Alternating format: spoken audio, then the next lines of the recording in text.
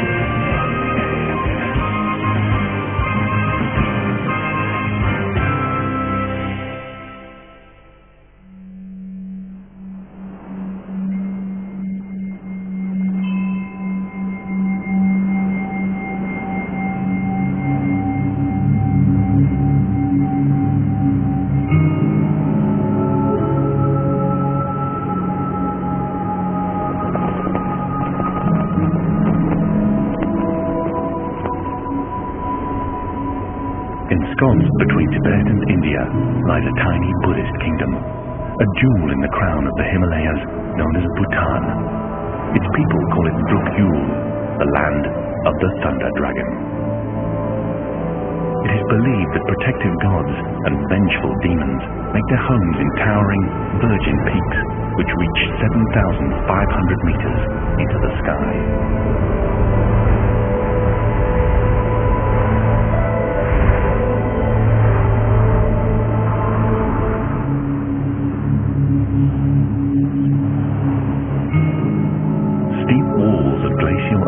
Give way to alpine forests. Mountain streams cut through gorges on their way to the warmer valleys and marshes in the heart of the kingdom.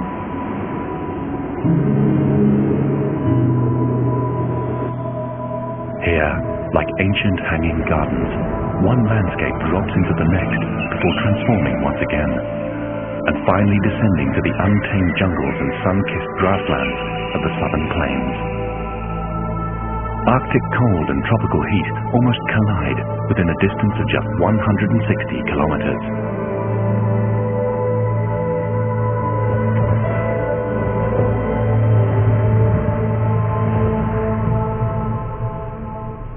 Its richness and diversity combine with the teachings of ancient religious philosophy to make Bhutan unique.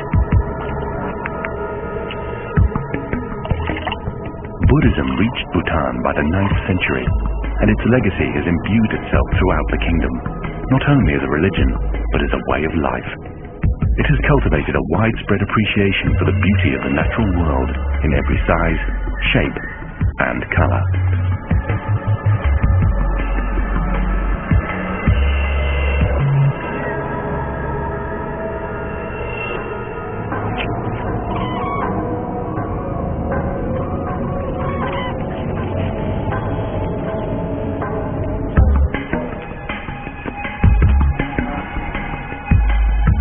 Bhutanese sense of purpose in the world is probably best illustrated by the Buddhist allegory of the four harmonious friends.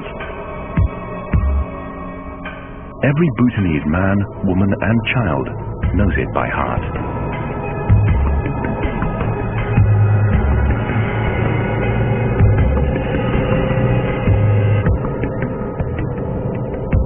Once upon a time, there was a strange bird from a distant land that had been flying for days with a seed in his beak.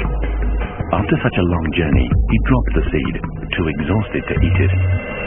A hare dug out a hole for the seed, and a monkey planted it.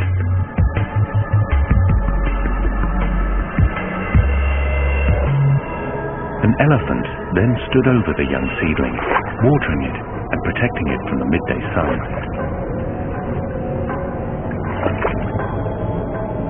Over time, the tiny shoot grew into a mighty tree, a tree of life with plenty of fruit.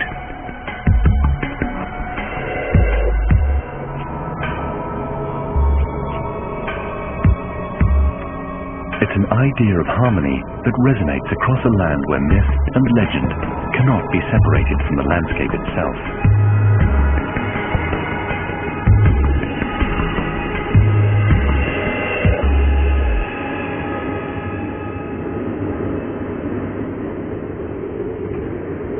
search for paradise on Earth, for a real, living Eden, has long been the stuff of legends.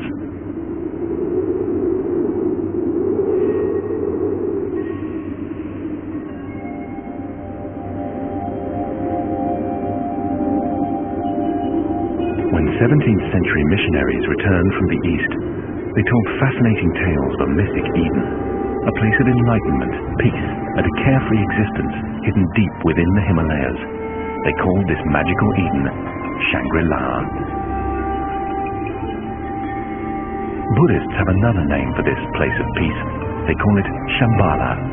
They believe that such a state exists somewhere in the Himalayas, but only those who achieve enlightenment will find it. During the summer months, blue sheep called Barul graze on the steep slopes to the north of the kingdom.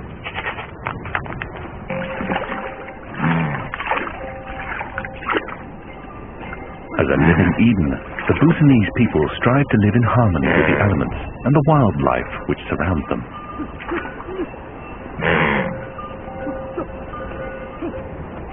Yaks, belonging to nomadic herdsmen, fatten up on the lush summer pastures.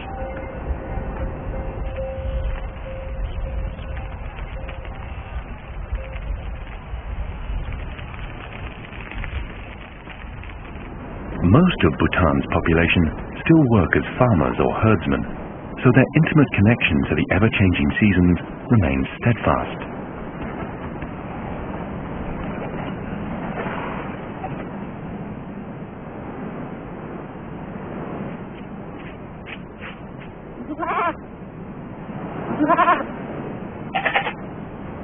Herds of up to 200 Barul spread fearlessly across the alpine slopes. In Bhutan, hunting is strictly forbidden by both law and religion.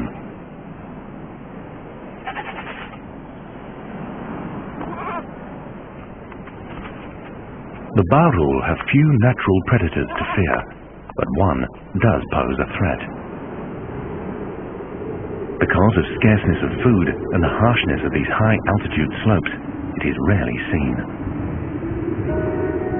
Even so, in order to survive, it must eat 20 or 30 Barul annually.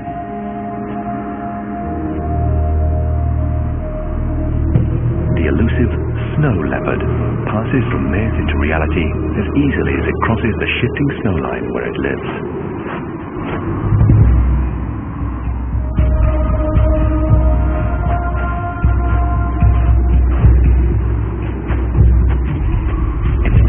Markings and spectacular long tail are unmistakable, but its eerie, almost human mating call has been mistaken for the cry of another legendary inhabitant of these mountains, the Migay, the abominable snowman.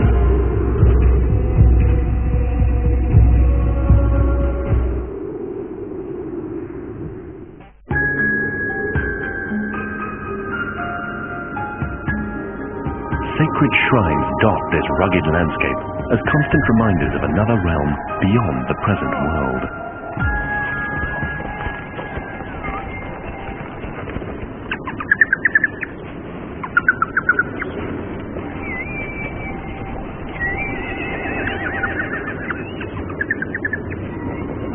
Even in the most remote corners of Bhutan, evidence of the Buddhist faith is ever present. In isolated monasteries, in places of pilgrimage and prayer, and in shrines dedicated to the sanctity of all life. In Bhutan, the raven is the incarnation of the protective deity Yeshi Gornpo, and to hurt or kill a raven is a serious crime.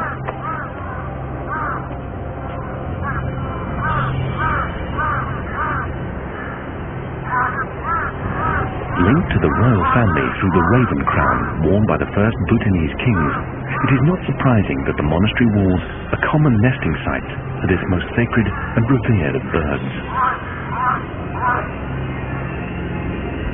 The Buddhist reverence for life extends beyond individual creatures to the natural elements.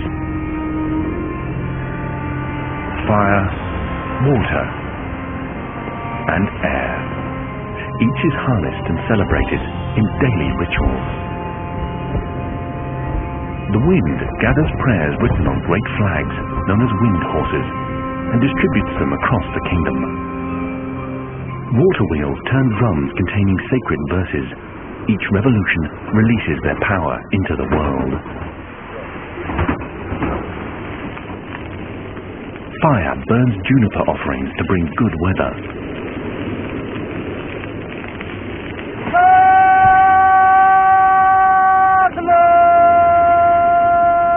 When summer passes and the harvest begins, barley, a product of the earth itself, is offered up in gratitude.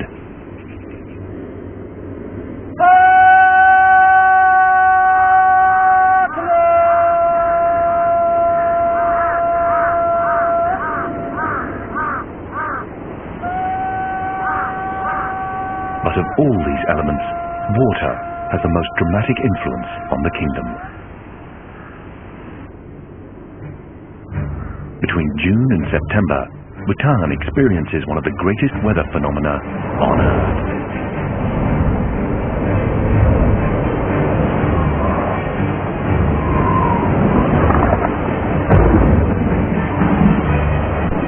The unstoppable force of the monsoon slams into the mighty Himalayas. Over 80% of annual precipitation will arrive with the coming of the monsoon.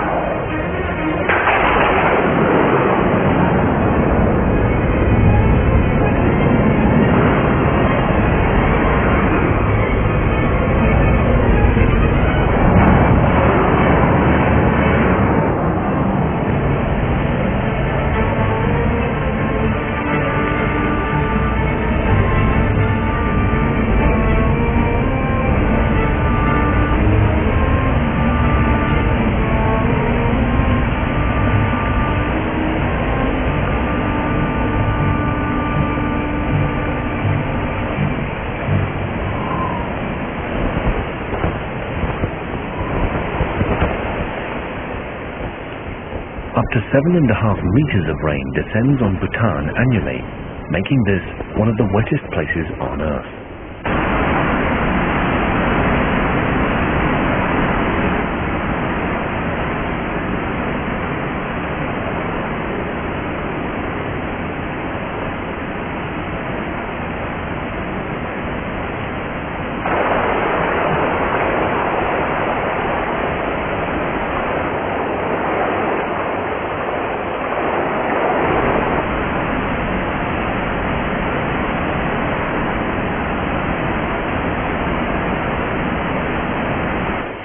By September, the monsoon yields to gentler showers and late summer sun.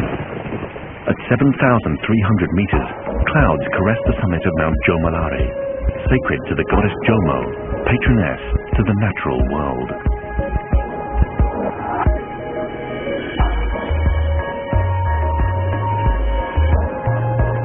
With over 5,000 different species of plants, Bhutan is like nature's own greenhouse.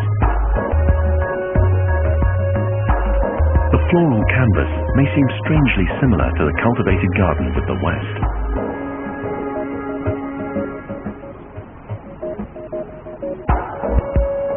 Botanists from the West have carried away different varieties of flowers since the 18th century, but here the originals are on display in their natural setting.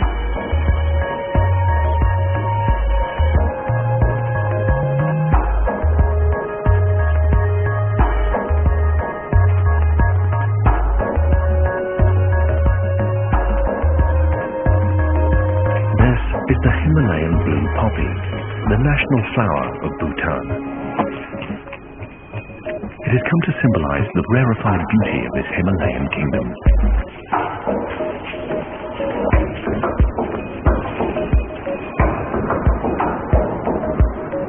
At higher altitudes, dunes, the plant varieties look more bizarre.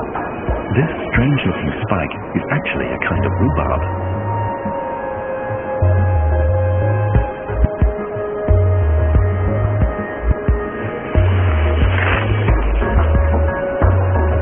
Bhutan's traditional healers collect plants with medicinal powers on steep rocky slopes, and they closely guard the plant's healing secrets.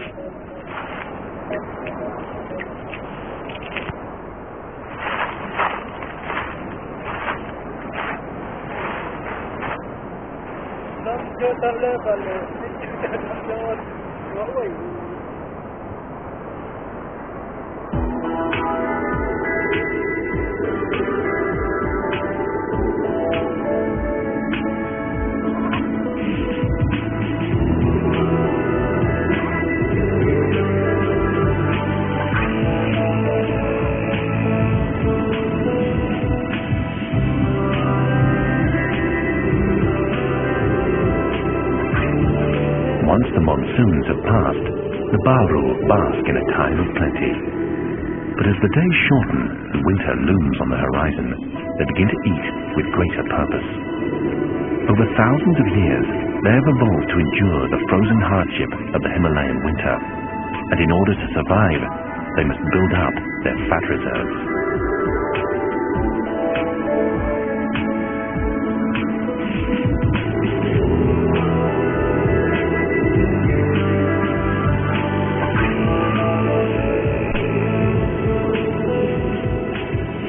The herd begins to segregate into male and female groups. The youngsters play out the passions and rivalries of the coming rut, when mature males will defend their territory against any other male.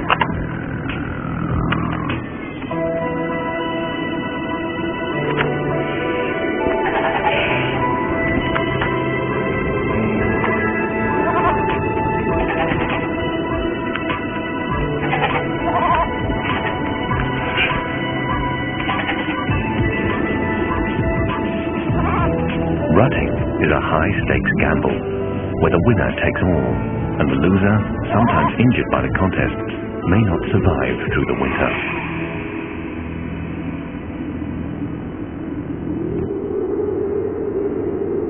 The Lamagaya vulture has learned how to exploit the remains of the Barul's seasonal battles. By dropping bones onto rocks below, the Lamagaya gains access to the nutritious marrow inside.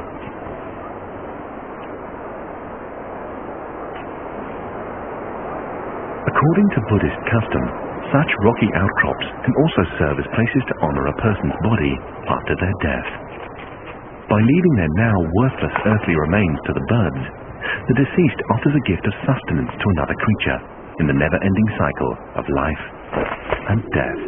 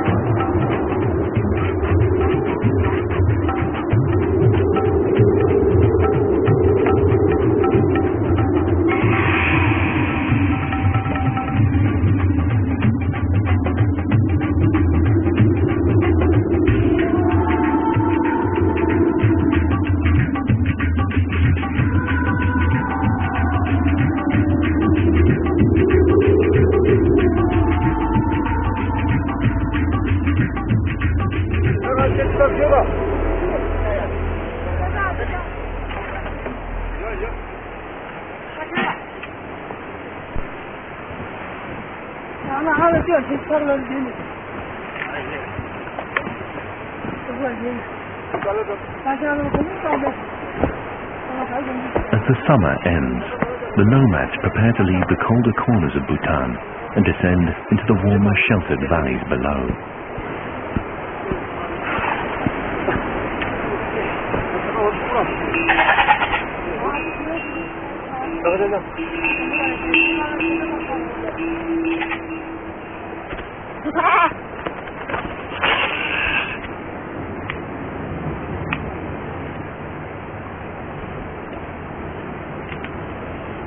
next spring they will return to the same stone shelter and fire ring.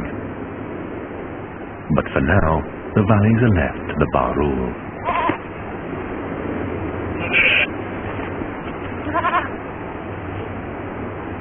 For last year's young, this will be the ultimate test of their fitness. During the winter, it will not be enough to survive the bitter cold. They must also fend off attacks from the stealthy snow leopard.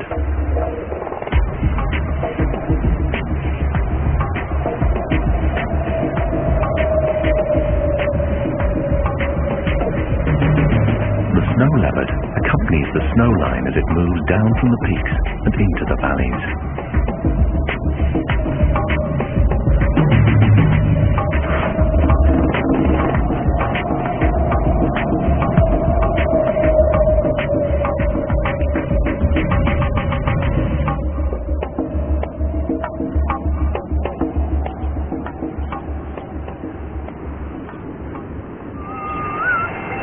Leaving their alpine pastures behind, the nomads descend through the tree line to their winter villages.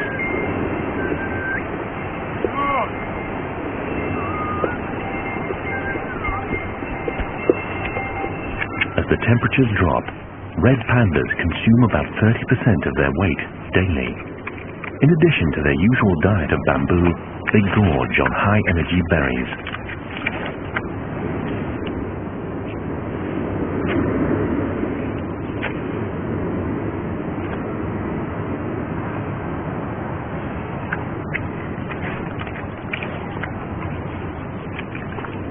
Resembling a raccoon, a red panda must learn to avoid the thorns that come with this late-season treat.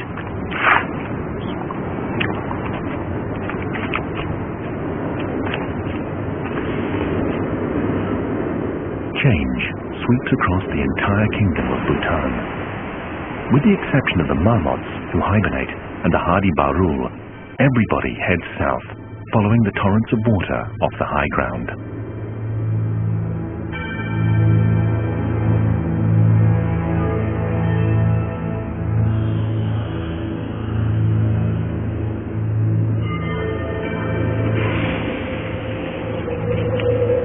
As autumn comes to an end in Bhutan's capital, Thimphu, the kingdom's monks begin their own ritual departure.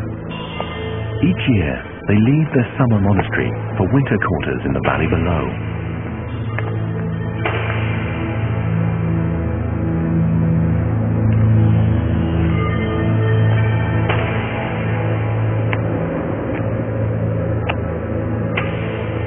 Sacred relics accompany the procession as the populace turns out to seek the blessings of Bhutan's supreme religious leader, the Je Khenpo.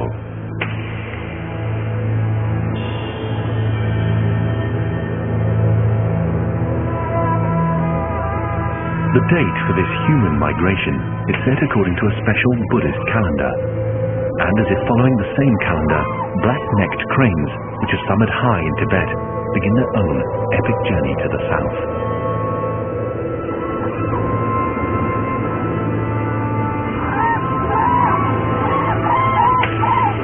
In Bhutan, events in the human and natural world turn on the same seasonal wheel, while the Buddhist belief in reincarnation links all of creation in an even greater cycle. The Buddhist philosophy of reincarnation places all living things, from the humblest to the highest, in one continuous chain of birth, life, and death. All life belongs to this spiritual procession, and all living things are linked in the common purpose of achieving nirvana, or enlightenment.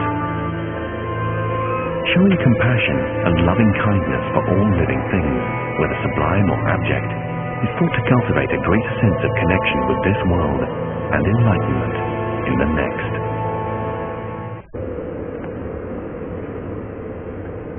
The black-necked cranes have their own monastery, which they return to each year. It is called Ganti Gampa and sits above their marshland destination in central Bhutan. Inside, monks pray for the safe return of the birds they revere as bodhisattva, beings which have achieved their own enlightenment but seek to help others on their path. Wherever they are found, cranes have always been a symbol of longevity. One of the most mysterious birds, the black-necked crane, is believed to have an incredibly long lifespan. It is no wonder that the cranes are thought to have the kind of wisdom that comes only with life experience and many past lives. Just like the Buddhist pilgrims, the cranes circle the monastery 3 times in a clockwise direction, announcing their arrival and devotion to this place.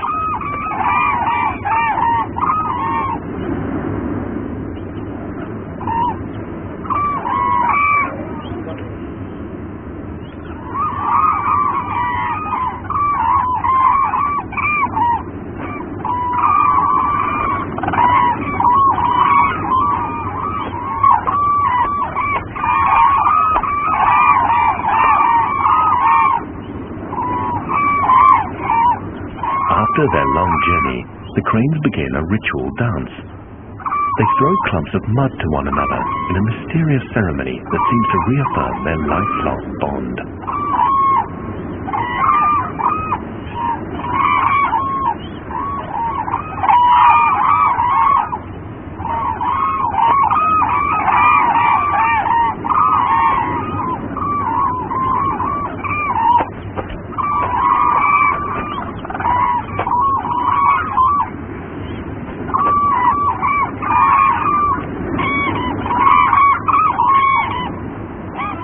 The cranes are territorial, so boundaries are quickly defined. The marsh becomes an aggressively contested piece of real estate. The conflicts here are purely between the cranes. The Bhutanese revere these elegant birds. In the Poptika Valley, as in all of Bhutan, the cranes are protected. Since pairs mate for life, the arrival of a solitary bird can be a sobering sight.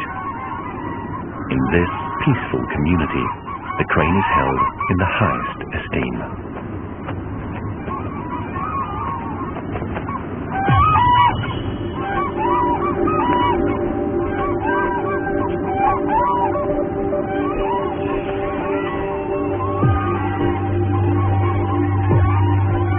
During the day, the cranes feed in the surrounding fields and take whatever bounty remains from the recent harvest.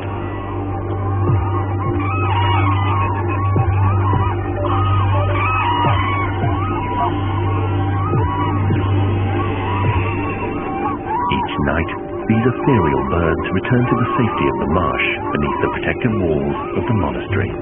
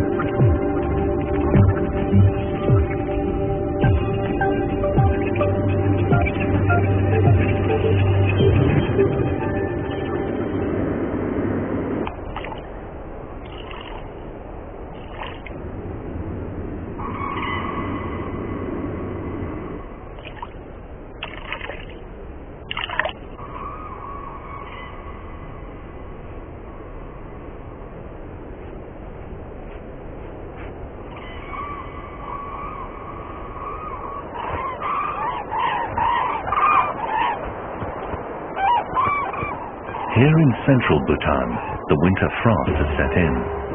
but thousands of meters below, warm, dry weather follows the deluge of the monsoon.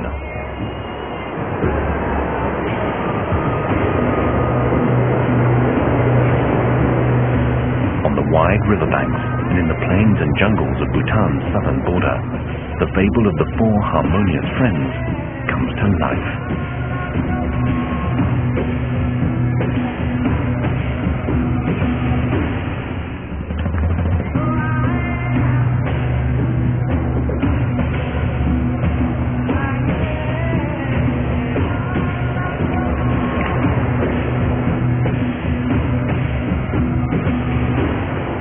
Rains that fell during the monsoon are now channeled from all over the kingdom to form one of Bhutan's most impressive rivers, the Manas.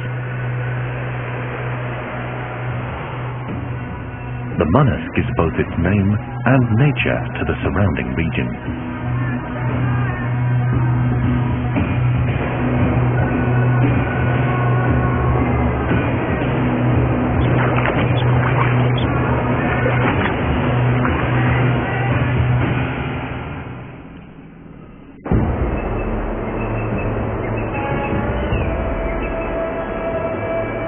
Migratory birds like the merganser duck join other refugees from the cold to enjoy the post-monsoon festivities.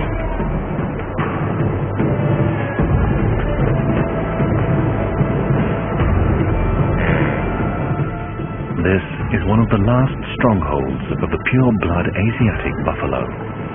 These magnificent beasts wallow in pools left by the ever-changing course of the river.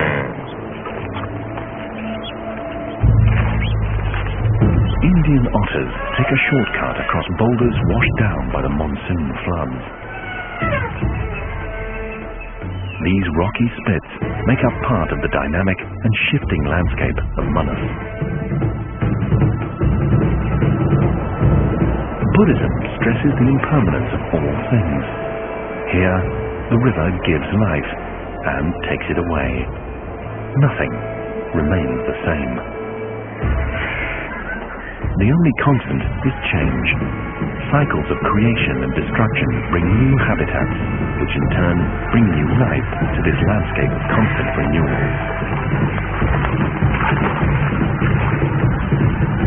In this ever-changing environment, different species have learned to thrive together. Pelicans drive fish into the shallows, and the other birds follow suit, and all benefit from their teamwork.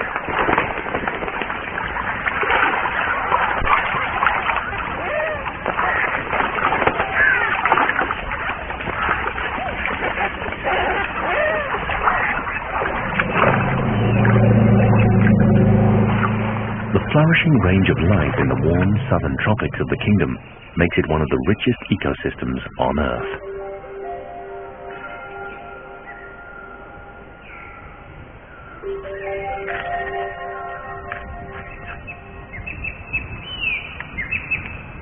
The rhinoceros and the swamp deer happily coexist here, thanks to the abundance of long grasses which are fed by the rich waters flowing down from the Himalayas.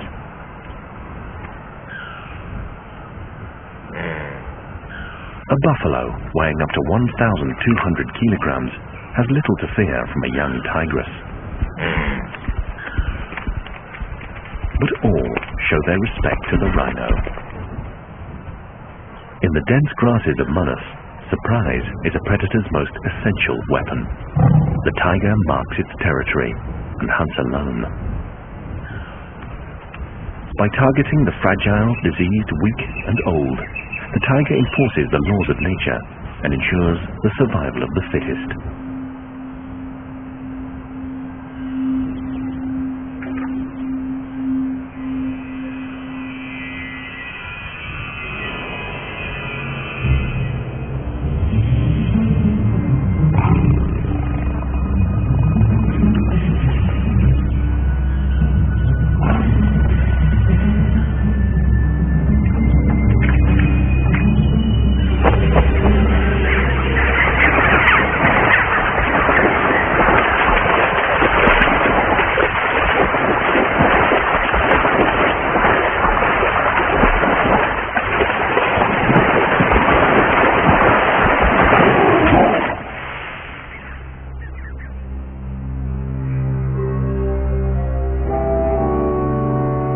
Just as the Kingdom of Bhutan is a veritable celebration of biological diversity, so is the story of the four harmonious friends. The parable goes on to explain how, having collaborated together, the four harmonious friends were unable to reach and enjoy the fruits of their collective efforts.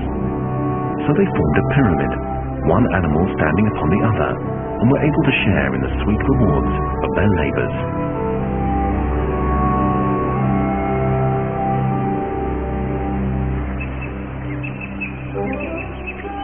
Although individual animals rarely cooperate in this idealized way, the allegory has a simple message. The overall health and character of the environment is determined by the interconnectedness of all species, which we are only now beginning to fully appreciate.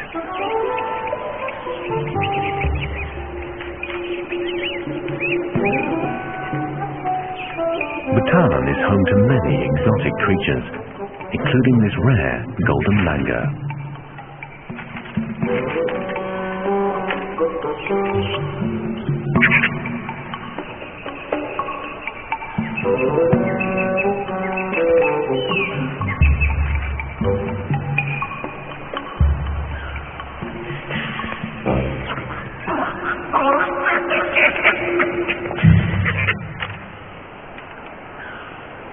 The golden langur was only discovered in 1955 and is found to the west of the Manas River.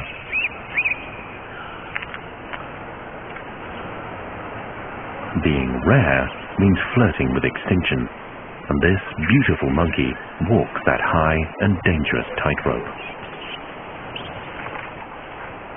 These agile creatures hardly ever come down to the ground. They depend on an aerial network of interlinking branches. Any break in forest cover cuts off their lofty highways and limits the langur's movements.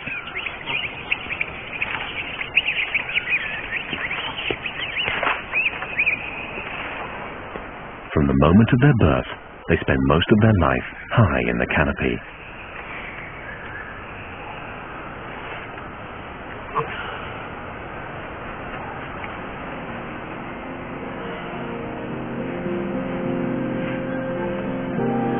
The golden langur prefers the temperate forests found in Bhutan and to the south of the Himalayas.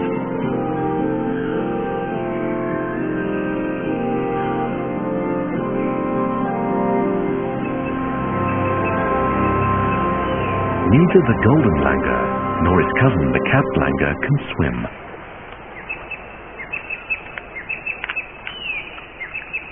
They have evolved separately from an ancient ancestor, and it is believed that the Manas may have played a role in keeping them apart.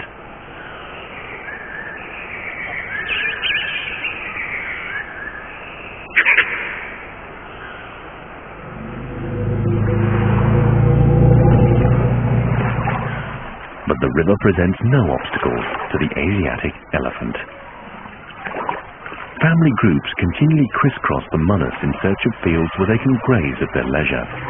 Much of Bhutan's elephant population have migrated from neighboring India.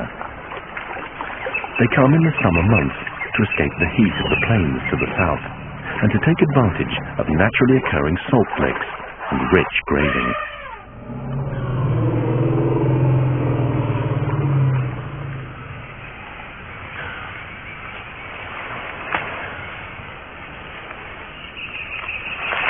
A hungry elephant can have a ravenous appetite.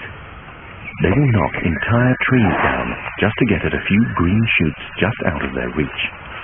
This may seem purely destructive, but their method of feeding starts a process of dynamic change that will open up feeding opportunities for others.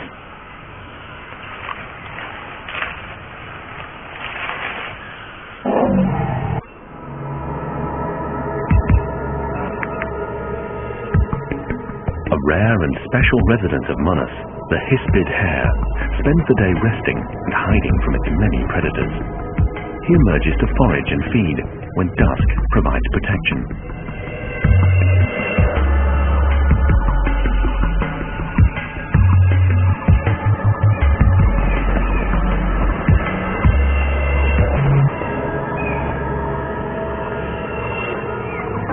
Forests have special significance to Buddhists as places of retreat from the concerns of the world.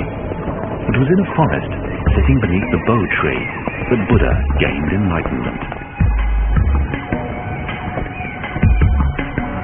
In addition to its forests of prayer flags, Bhutan boasts the highest tree cover of any Asian country. Nearly 75% of the kingdom has its original forest, and it maintains one of the lowest rates of deforestation in the world. The Buddha is quoted in one of the sutras as saying, "The forest is a unique organism and a source of great good to us. It makes no demands for its sustenance and extends protection to all sentient beings, giving shade even to the axeman who destroys it." The axeman and the chainsaw have, during our century, decimated the Himalayan forests, leaving Bhutan as a unique and pristine oasis. Its forests provide protection to the many beings which find sanctuary within this Buddhist enclave. More than 700 species of birds are found in the kingdom, many of them endangered.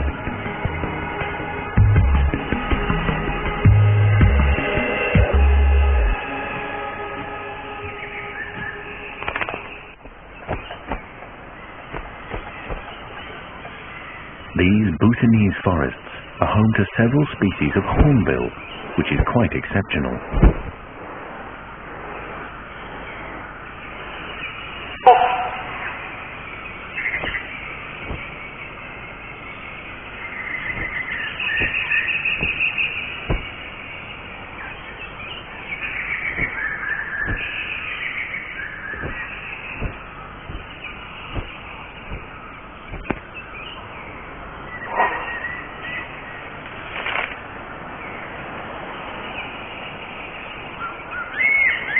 But the forests of Bhutan still provide sanctuary to various hornbills, demonstrates the power and potential of Buddhism to protect and preserve the environment.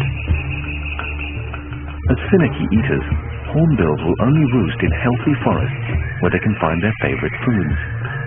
In the tropics, fruiting can be unpredictable, so the hornbill spends much of its time visiting different trees and inspecting their fruit for ripeness.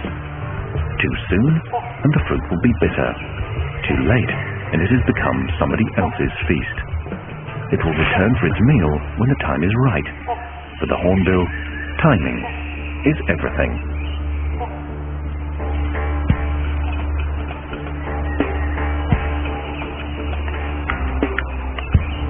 The hornbill's bizarre-looking casque can be bigger than its bill and may amplify its metallic calls.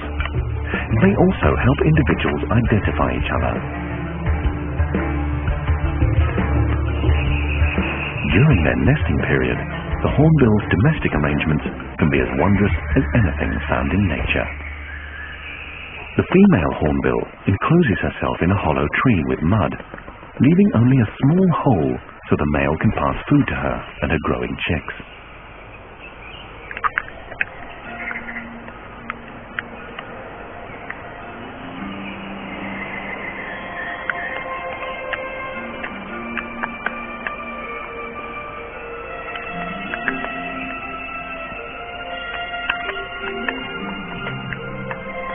To the Western observer, this may seem like senseless punishment driven only by instinct.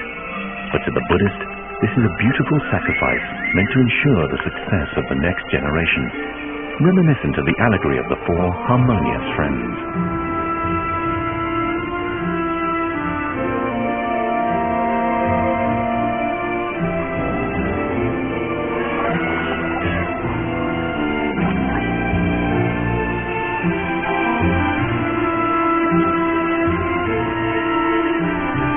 The story of the four harmonious friends may be just that, a story, but its influence on the natural history of Bhutan is not.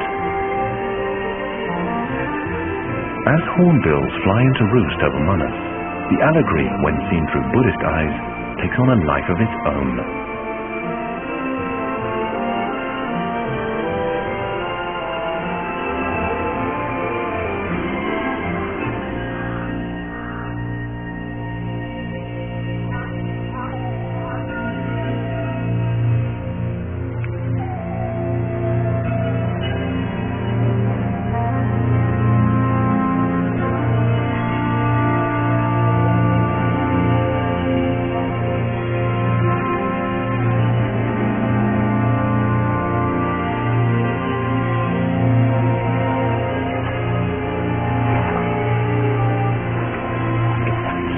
unconnected forms of plants and animal life give shape to the pyramid of interdependence, which millions of years of evolution have cultivated.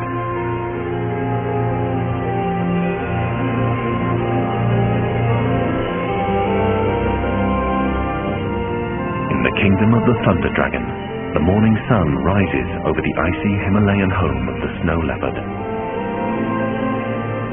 The same sun warms the high valleys of the black-necked crane before setting into the tropical jungles of the taiga. This extraordinary range of environments and a special reverence for life have combined to make Bhutan the last earthly Shangri-La.